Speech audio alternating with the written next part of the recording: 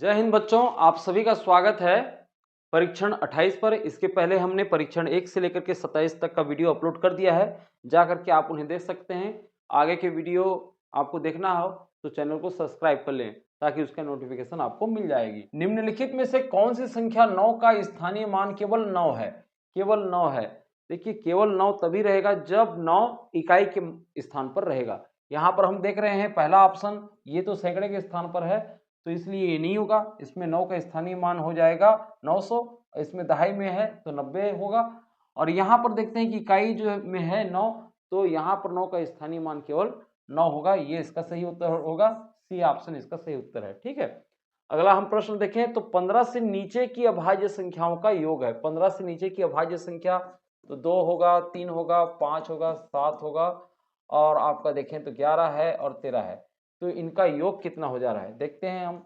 7 और 13 हो जाएगा आपका 20, ठीक है, और 5 3 8 2 हो जाएगा आपका 10 और ये 11, ठीक है। तो ये हो जाएगा 10 और 20 हो गया 30 और 30 और 11 इसमें जोड़ दोगे तो 41। तो ये ए ऑप्शन इसका सही उत्तर है 41। अगला हम प्रश्न देखें।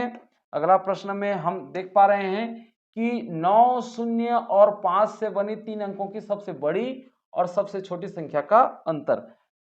तो हम ये देखते हैं कि बड़ी अंक को हम बड़ी स्थान में हम जगह देंगे तो ये हो जाएगा 950, ये 3 अंकों की सबसे बड़ी संख्या होगी। फिर हम देख रहे हैं कि शुरू में तो आप शून्य नहीं लिख सकते तो 5 लिखेंगे छोटी संख्या बनाने के लिए, फिर हम शून्य लिख लेंगे और 9 को हम बाद में लिखते हैं। तो ये 3 अंकों की छोटी संख्या हो गई जो 9 शून्य और 5 से बनी हुई है। इनका अंतर हम देख लेते हैं। तो ये यहाँ पर एक हासिल दे देगा, एक उधारी। तो 10 में 9 जाएगा तो आ जाएगा आपका 1। अब यहाँ पर 4 बचा है तो 4 लिख लें और 9 में आपका 5 जाएगा तो हो जाएगा 4। 441 इसका सही उत्तर होगा। बी ऑप्शन देखिए 441 ये इसका सही है। अगला हम प्रश्न देखें। अगला प्रश्न में कुछ इस तरीके से है कि अंग्रेजी में 53 और हिंदी में 68 और गणित में है 86। तो ये प्राप्त होने वाले जो अंक हैं इनका औसत क्या होगा? तो सबको हम जोड़ देंगे, 53, 68 और 86 को हम जोड़ देते हैं। तो जोड़ देंगे तो कितना उत्तर आ जाएगा? देखिए 8 6 हो जाएगा आपका 14, 14 और 3 हो जाएगा 17, 17 का 7 हाथ में आया 1, 1 को हम ऊपर में लिख लें तो ये हो जाएगा 1 5 6 और 6 6 हो जाएगा 12 और 12 8 हो जाएगा आपका 20, 207 हो गया। ये 207 जो है कितने विषय का है? ये 3 विषय का है। तो औसत यदि हम इसको ज्ञात करना है तो 207 को जो है आपको 3 से भाग देना पड़ेगा। फिर हो जाएगा 3 छिक्का 18, 20 में 18 गया, बच गया 2 और उतारे हम 7, फिर हो जाएगा 3 या 27, ठीक है। तो ये उत्तर क्या आ गया है आपका? उत्तर आ जाएगा आपका 69। यहाँ पर डी ऑप्शन देखिए 69 इसका सही उत्तर है। ठीक, अगला हम प्रश्न देखें। अगला प्रश्न कुछ इस तरीके से है कि 3/20 से कितने प्रतिशत का बोध होता है? 3/20 से कितने प्रतिशत का बोध हो रहा है? अब इसको प्रतिशत कितना है ये जानने के लिए आपको 100 से गुणा कर देना पड़ेगा। फिर ये शून्य कट गया, ये शून्य कट गया, 2 1 कम 2 और 2 5 6 हो जाएगा 10 और फिर ये हो जाएगा 5 तिया 15। तो 15% का बोध होता है। ये सी ऑप्शन इसका सही उत्तर होगा। अगला हम प्रश्न देखें तो 12 मजदूर 30 लड़कों के बराबर काम करते हैं तो 25 लड़के कितने मजदूर के बराबर काम करेंगे? देखिए 12 मजदूर कितने लड़के के बराबर काम कर रहे हैं? 30 लड़के के बराबर। तो एक लड़के जो है कितने के बराबर काम करेंगे? एक लड़के। अब ये 30 जो है इधर पक्षांतर कर देंगे तो इधर हो जाएगा 12/30, 30 मजदूर के बराबर काम करेंगे। भिन्न के रूप में हम देखें तो 12/30 मजदूर के। तो 25 लड़के कितने मजदूर के बराबर काम करेंगे? तो 25 लड़के आपके 12/30 में आप 25 का क्या कर देंगे? गुणा कर देंगे। उतने मजदूर के बराबर काम करते हैं। तो हम देखते हैं इसको हल करके। तो हल करके देख रहे हैं तो क्या है कि 5 छिक्का 30 और ये हो जाएगा 5 5 25, ठीक। फिर देखते हैं कि 6 कम 6, 6 दूनी 12। फिर हम ये देख पा रहे हैं कि 5 दूनी हो गया आपका 10, 10 मजदूर। तो 25 लड़के जो है 10 मजदूर के बराबर काम करेंगे। तो यहाँ पर जो बी ऑप्शन है 10, ये इसका सही उत्तर होगा। ठीक है, अगला हम प्रश्न देखें। अगला प्रश्न कुछ इस तरीके से है कि 1 मीटर बराबर 10 डेसीमीटर, तो 1 वर्ग मीटर बराबर कितना होगा? देखिए 1 मीटर बराबर होगा आपका 10 डेसीमीटर, ये प्रश्न में दिया है, ठीक है, डेसीमीटर। तो 1 वर्ग मीटर मतलब 1 मीटर गुणित 1 मीटर, तभी तो जाकर के 1 वर्ग मीटर होगा। तो 1 मीटर बराबर तो 10 डेसीमीटर, ठीक।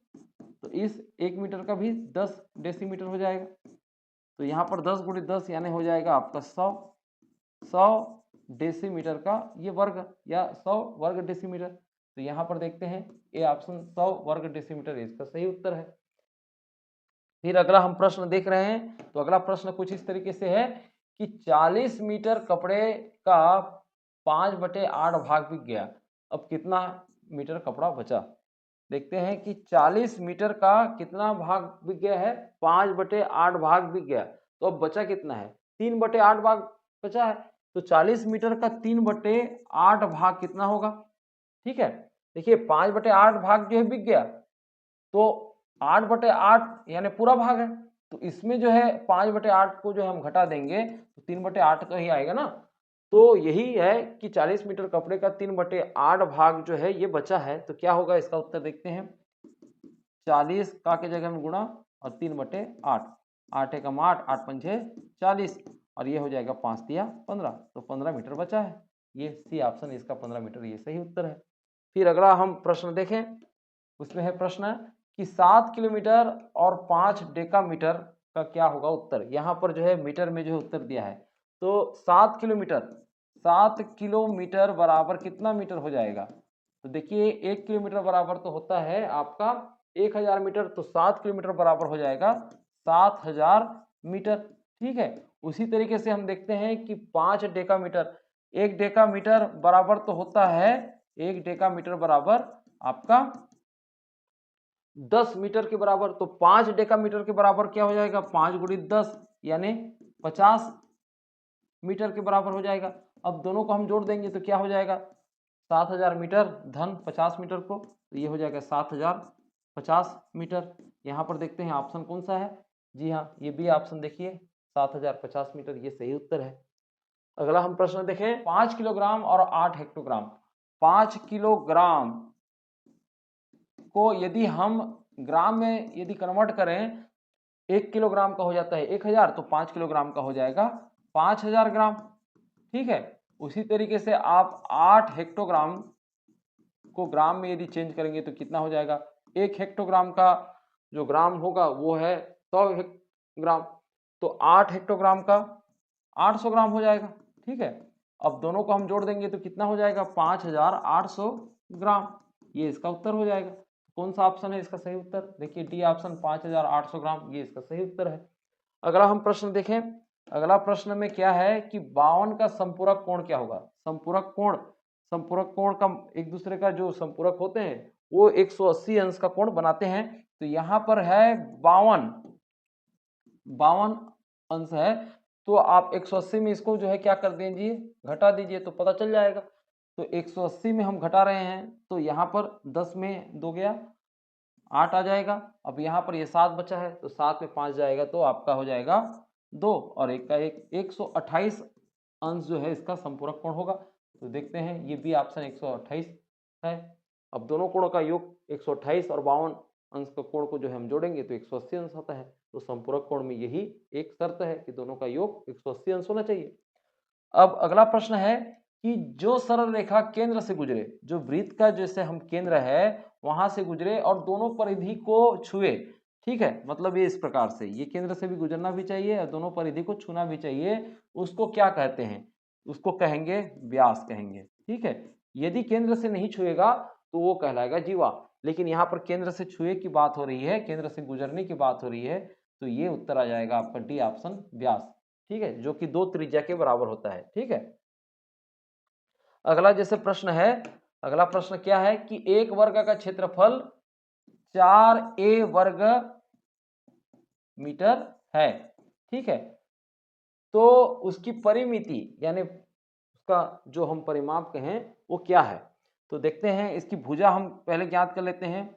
ये तो है क्षेत्रफल, वर्ग का क्षेत्रफल कितना है कि 4a वर्ग है, ये वर्ग का क्षेत्रफल, जबकि हम जानते हैं कि भुजा का वर्ग बराबर क्या होता है, वर्ग का क्षेत्रफल। तो यहाँ पर हम देखें तो 4 किसका वर्ग है, 2 का, और a वर्ग जो है a का वर्ग रहेगा। मतलब ये इस प्रकार से 2a, इनको कोष्टक में हम डालेंगे और उसका वर्ग। तो यहाँ पर हम देख रहे हैं कि वर्ग का क्षेत्रफल बराबर भुजा का वर्ग, दोनों से हम इसको तुलना कर रहे हैं। तो भुजा का मान क्या आ जा रहा है, यहाँ पर वर्ग की जगह में वर्ग है और भुजा की जगह में 2a है, तो 2a आ गया। अब परिमिति क्या होती है, तो वर्ग की परिमिति क्या होगा, आप देखते हैं कि परिमाप की इस तरह से होगा, ये इधर 2a, इधर 2a, और ये 2a और ये 2a, चारों भुजाओं में 2a होगा। भुजा का मान तो 2a है, तो अब इसको हम जोड़ लेंगे तो क्या हो जाएगा, तो हो जाएगा आपका वर्ग का परिमिति क्या हो जाएगा, वर्ग का परिमिति होता है 4 गुणित भुजा। तो यहाँ पर हम देख रहे हैं कि 4 भुजा है, 4 गुणित और भुजा का मान क्या है 2a, तो क्या हो जाएगा 4 दूनी 8a, 8a होगा इसका उत्तर। तो यहाँ पर सी इसका उत्तर है 8, ये सही उत्तर है। फिर अगला प्रश्न हम ये देखते हैं, अगला प्रश्न क्या है कि 8 से विभाजित होने वाली सबसे छोटी संख्या चुनो। 8 से विभाजित होने के लिए क्या देखते हैं, अंतिम जो 2 अंक है वो शून्य होना चाहिए या 8 का गुणज होना चाहिए। तो हम यहाँ पर देख रहे हैं कि इसमें 16 है और इसमें 4 है, इसमें 56 है और इसमें 20 है। ठीक है, तो 16 तो 8 से विभाजित हो जाएगा, 8 दूनी 16। तो चलिए ठीक है, 16 तो क्या होता है कि 8 से विभाजित हो रही है, लेकिन हमको छोटी संख्या से चुनना है। हम देख रहे हैं कि 4 तो नहीं जाएगा 8 से, यहाँ पर 20, ये भी नहीं जाएगा, 8 दूनी 16, 8 से 24 हो जा रहा है, ये भी नहीं जा रहा है, और 256, ये 56 जो है 8 से जा रहा है। ठीक है, लेकिन 256 जो है 216 से बड़ी संख्या है, इसलिए सही उत्तर क्या होगा, ए ऑप्शन 216 ही होगा। 8 से विभाजित होने वाली सबसे छोटी संख्या चुनो, तो यहाँ पर विकल्प के आधार पर 216 ये सही उत्तर है। 18 से नीचे की विषम संख्याओं का योगफल क्या होगा। 18 से नीचे कितने विषम संख्या है, इसको हम देख लेते हैं। 1, 3, 5, 7, 9, 11, 13, 15 और फिर 17, कितने हैं विषम संख्या, 1, 2, 3, 4, 5, 6, 7, 8, 9, माने n बराबर हो गया 9। और हम देखते हैं कि लगातार विषम संख्याओं का योगफल कितना होता है, n वर्ग के बराबर होता है। तो n वर्ग, यहाँ पर n का मान कितना है 9, तो 9 निया 81 हो जाएगा, 9 का वर्ग यानी 9 निया 81, तो 81 इसका सही उत्तर होगा, ये डी इसका सही उत्तर है 81। ठीक है, अगला हम प्रश्न देखें, 20 रुपये का 5% होगा, 20 रुपये का 5%। ठीक है, तो क्या हो जाएगा 20 गुणित 5/100, ये शून्य कट गया, ये शून्य कट गया, 5 एकम 5, 5 दूनी 10, फिर 2 एकम 2, 2 एकम 2। ठीक है, 1 आ गया, ऊपर में 1 एकम 1 और नीचे में 1 है, तो 1 रुपया होगा। तो इसका सही उत्तर क्या हो जाएगा, सही उत्तर है ये 1। ठीक है, तो 20 रुपये का 5% कहने से 1 रुपया।